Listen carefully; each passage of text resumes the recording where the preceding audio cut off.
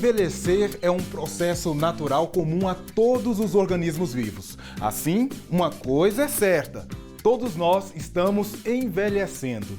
Ao contrário do que se pensa, a velhice ou a terceira idade não é uma doença e pode até ser um período de grande atividade física e convívio social, desde que idosos e também a sociedade estejam preparados para isso.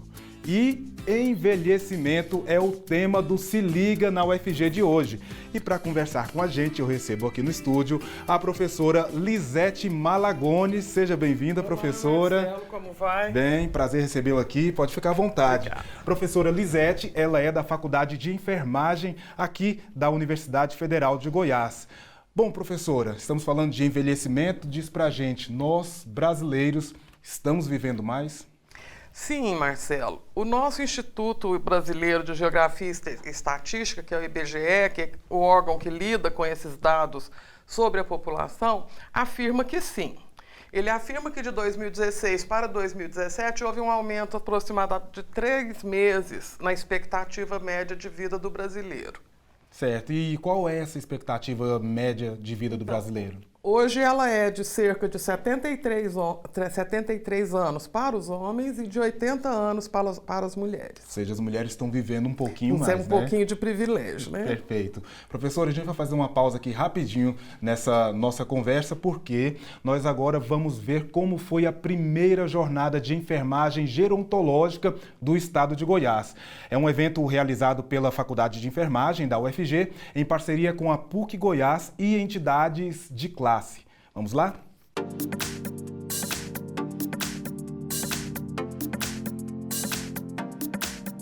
A jornada de enfermagem gerontológica, ela segue a edição nacional da Associação Brasileira de Enfermagem. E aqui no estado ela foi proposta, pela primeira vez, pela necessidade de discutir as necessidades de saúde dos idosos, no contexto da enfermagem. A gente precisa conhecer um pouco as especificidades do idoso, para fazer um atendimento mais direcionado. A pirâmide mundial inverteu. Então, hoje no mundo, nós temos mais pessoas idosas do que crianças até 5 anos. O mesmo vai ocorrer no Brasil por volta de 2030. Hoje, no Brasil, nós temos cerca de 30 milhões de pessoas com 60 anos e mais. Conforme nós vamos envelhecendo, nós vamos, em alguns cenários, precisando de algumas formas de cuidado. A enfermagem, essencialmente, trabalha com cuidado. Nos primeiros 60 anos de vida, nós temos muitas especialidades voltadas, cada uma para um cenário. A partir do momento que as pessoas fazem 60 anos, eles viram idosos. Só que os idosos não são iguais. Os idosos são muito heterogêneos, então eles têm necessidade de cuidados diferenciados. Daí a importância de você ter a especialização ou um olhar mais apropriado para esse cenário. É muito diferente eu cuidar de uma pessoa de 60, de 70, de 90, de 100 anos.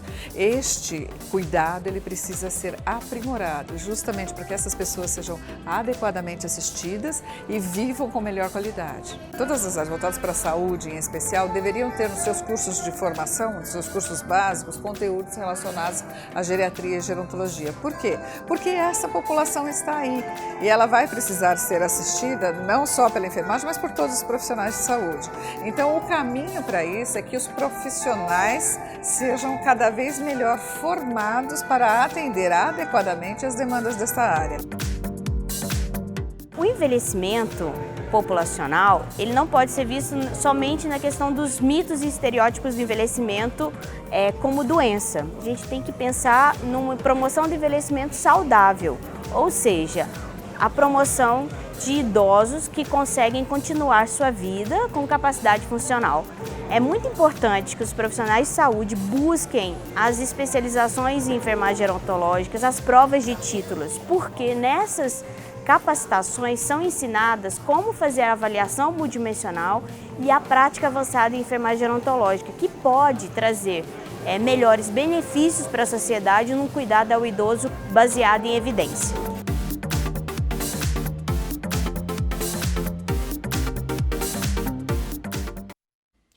Muito bem. Bom, professora, tivemos essa matéria aí falando sobre gerontologia. Queria que a senhora falasse um pouco mais e também falasse quais são os profissionais que podem atuar nessa área. Marcelo, são duas coisas que às vezes se confundem um pouco. A gerontologia é o campo da ciência que estuda o processo de envelhecimento de uma forma global, com todas as suas alterações fisiológicas esperadas, assim como as relações que isso envolve. Por isso, ela pode ser do domínio de diferentes profissionais. Enfermeiros, médicos, assistentes sociais, psicólogos, né? Que estudem o envelhecimento na sua área, é a gerontologia.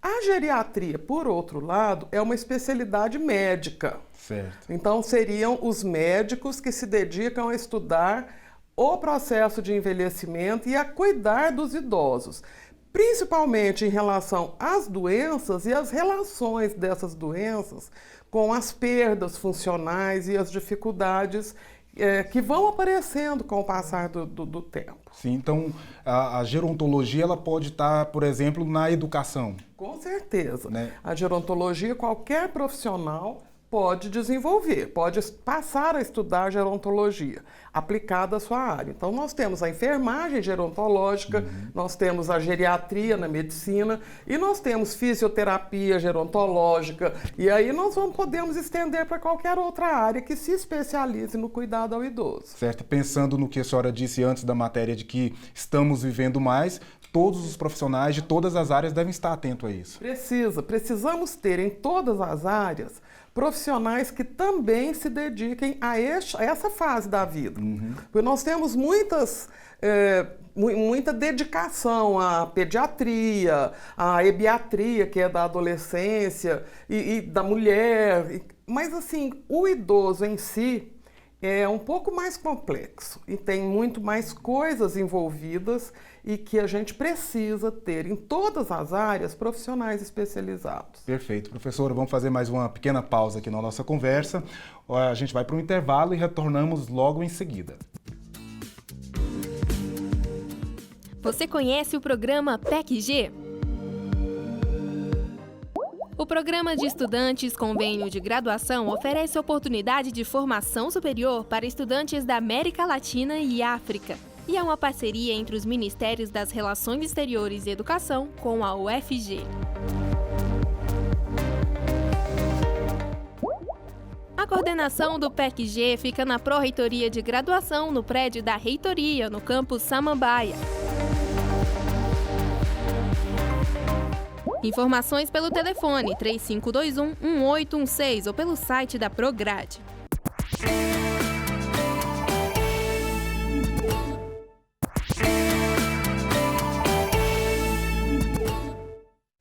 Estamos de volta hoje falando sobre envelhecimento. Bom, professora, em quais aspectos, né, os idosos dos dias atuais se diferem dos idosos anteriores? Marcelo, antigamente as famílias eram numerosas, moravam todo mundo junto, né? Pais, mães, filhos, aí vinham os netos, os agregados, genros, noras, ficava sempre todo mundo junto. E isso dava um certo privilégio para o idoso. Ele era respeitado, a vontade dele era soberana, ele era tido como uma pessoa dona do pátrio saber, digamos assim. E era ela quem comandava. As coisas se desenrolavam de acordo com a necessidade desse idoso. Hoje, as famílias são menores, né? As pessoas saem muito cedo para trabalhar, as casas geralmente ficam vazias durante o dia, né? E fica um pouco mais difícil para esse idoso continuar morando. Nós vivemos uma cultura onde apenas o novo é valorizado. Verdade. Né? O jovem, ele é visto como um potencial, porque ele aprende as coisas muito rápido, ele domina rápido as inovações tecnológicas, ele tem assim um poder de avançar nesse conhecimento muito mais do que o idoso. Então, o idoso, mesmo com toda a experiência acumulada durante a sua vida, ele perdeu esse status de privilégio doméstico.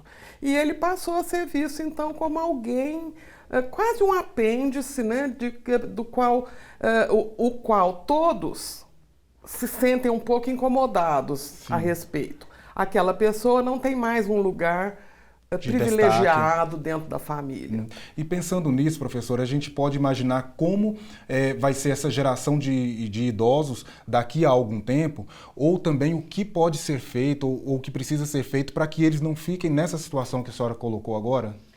Olha, são muitas frentes de trabalho. Eu acredito que a gente tem que não perder as esperanças e continuar investindo, né?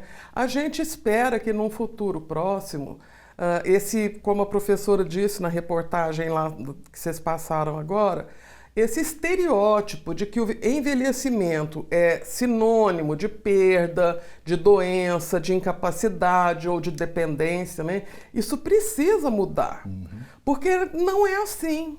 A gente tem mesmo pessoas que são dependentes né, assim, precisam mais com 60 anos. Mas a gente tem idosos com 80, 85 anos que são plenamente ativos. A gente precisa até, então, mudar o significado dessa palavra velhinho, né? Significar isso, exatamente. É velho no sentido de que tem muito tempo de vida, mas não é velho no sentido de que pode ser descartado ou é descartável. Certo. E a gente pensando no sistema de saúde, o envelhecimento da população ele pode ser encarado como algo positivo, como uma conquista? Olha, eu considero que, sem dúvida nenhuma, o aumento na longevidade é uma conquista, é um ganho. Não é? Para isso foram feitos muitos investimentos. As pessoas viviam muito pouco e os campos do conhecimento foram investindo no sentido de promover a maior longevidade. Agora, ela é uma conquista, sim, mas é um grande desafio, né? Nós precisamos nos preparar para enfrentar esse envelhecimento populacional, que ele vai continuar cada vez mais. Por isso é importante, então, a gente ter cada vez mais profissionais atentos a esse público, se preparando para prestar um serviço diferenciado. Isso, e formando profissionais para isso, né? Nas escolas, nos cursos de capacitação, nós precisamos pensar que temos um número muito grande de idosos que vão depender desses profissionais, desde os cuidadores, que a gente chama, que são pessoas que não têm um curso, digamos, superior e que se prepararam tecnicamente apenas para cuidar do idoso, até o profissional com maior qualificação, né? Hoje nós temos mestrados e doutorados sendo desenvolvidos com essa área. Certo. Nós já falamos aqui no idoso dentro da família, já pensamos nele dentro do sistema de saúde, mas na cidade, a cidade ela precisa se adaptar para que esse idoso consiga ter acessibilidade, ter mobilidade. Então, da mesma forma que a ciência evoluiu e está estudando o envelhecimento, a gente tem que também começar a pensar em termos de mobilidade e acessibilidade para essa população, né? O idoso, ele é, com certeza, um indivíduo que precisa de alguns cuidados especiais.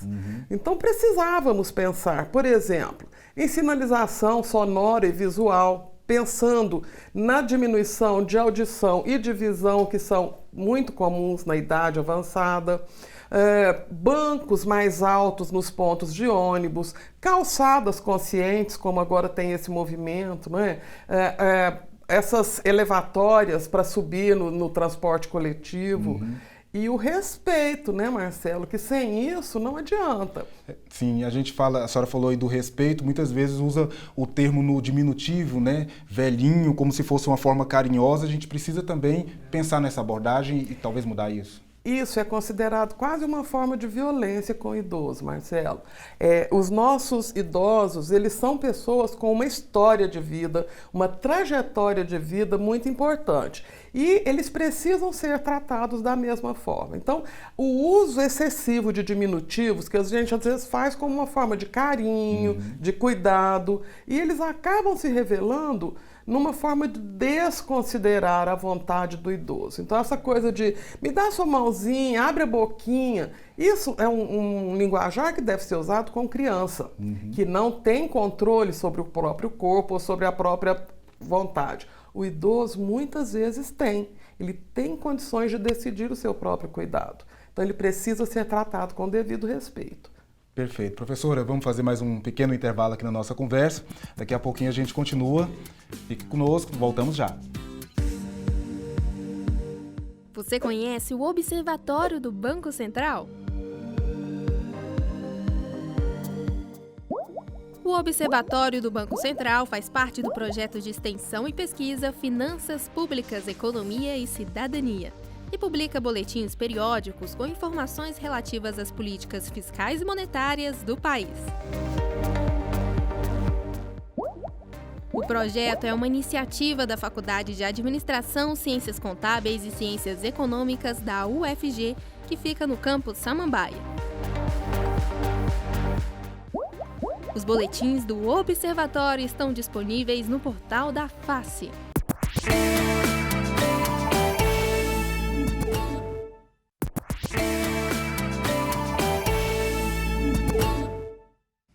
Se Liga está de volta neste último bloco conversando um pouco mais sobre envelhecimento com a professora Lisete Malagoni. Bom, professora, falamos dos idosos, mas os cuidados não começam ali na terceira idade, né? Já que estamos vivendo mais, o que podemos fazer para ter mais qualidade de vida? Com certeza, a gente precisa primeiro compreender que a gente começa a envelhecer quando nasce, né? Ou talvez até antes. Mas a partir da idade adulta, a gente precisa começar a tomar alguns cuidados. Ou também não necessariamente na idade adulta, mas de modo geral. Para a terceira idade, a gente precisa ter uma terceira idade saudável, a gente precisa considerar que nós temos que ter uma alimentação saudável, né? O controle do peso, vida social, né? Ter participação nos grupos familiares, de amigos, de colegas, para manter-se ativo. Exercícios físicos? Exercícios físicos são fundamentais, né? Sempre prescritos por um profissional e acompanhados por um profissional especializado. E constantes. Eles não precisam ser vigorosos, mas eles precisam ser regulares. Certo. E cuidar, né? Pensar que para lá estamos indo todos nós. Sim. A senhora falou no outro bloco sobre a questão das famílias estarem cada vez mais reduzidas e os idosos, de certa forma, estão ficando mais sós. E falou agora de novo sobre convívio social. Essa convivência multigeracional, ela pode trazer que tipo de benefício tanto para o idoso quanto para a sociedade? Ela só tem benefícios, né, Marcelo? A gente pode pensar assim, o jovem, ele tem esse conhecimento do novo, da novidade para transmitir para o idoso. Isso incentiva o idoso a estar sempre, nossa, o que é isso? Como lidar? Isso é um estímulo para o idoso. Para o jovem, a experiência do idoso, a experiência de vida, aquela coisa assim, ele já sabe o que é viver, ou o que fazer e como fazer para chegar melhor lá. E ele tem esse potencial para dar para o jovem. Então, quando as gerações convivem pacificamente, né? Com afeto, eu acho que o afeto precisa permear isso tudo, os benefícios eles são indubitáveis, a gente não pode negar que só temos benefícios. Cuidar de idoso é muito difícil, mas também pode ser muito prazeroso. Bacana. Professora, muito obrigado por sua participação aqui no Se Liga. Até uma próxima. Eu que te agradeço, a gente está à disposição. Agradeço em nome da Faculdade de Enfermagem e coloco à disposição para outras vezes, sempre que vocês precisarem. Ok, muito obrigado. Bom, no Vida no Campus de hoje, a nossa personagem vai contar um pouquinho da sua longa trajetória que começou ainda no Conservatório Goiano de Música, uma das 5 primeiras faculdades a integrar a Universidade Federal de Goiás.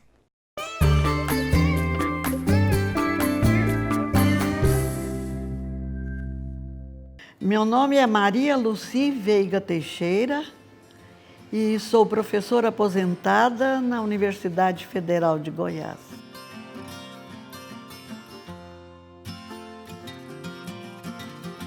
Eu fui uma das professoras fundadoras da universidade. Nós fomos 5 pessoas. O maestro Jean-François Doulier, era um maestro belga, que morava aqui em Goiânia, Belquis Pensieri Carneiro de Mendonça, Dalva Maria Pires Machado Bragança, Maria Luísa Pova da Cruz e eu.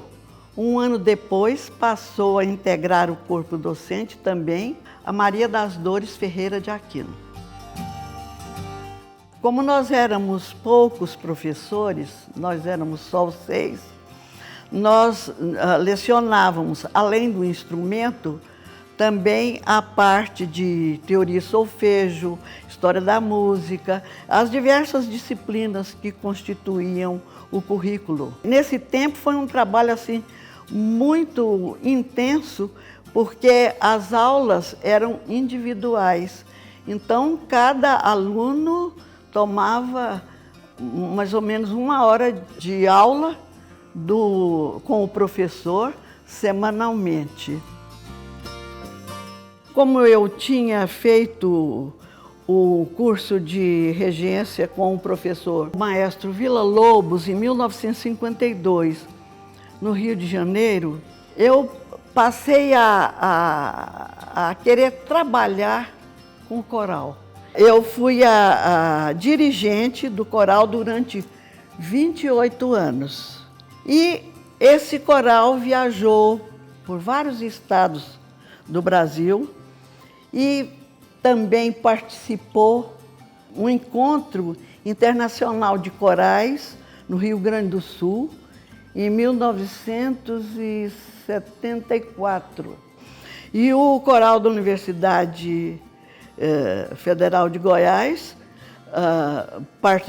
como participante, foi um dos corais escolhidos, premiados, para a apresentação de encerramento daquele encontro. E quando o coral fez 25 anos, foi o jubileu de prata do coral, nós fizemos um recital e depois, em 1983, eu me aposentei.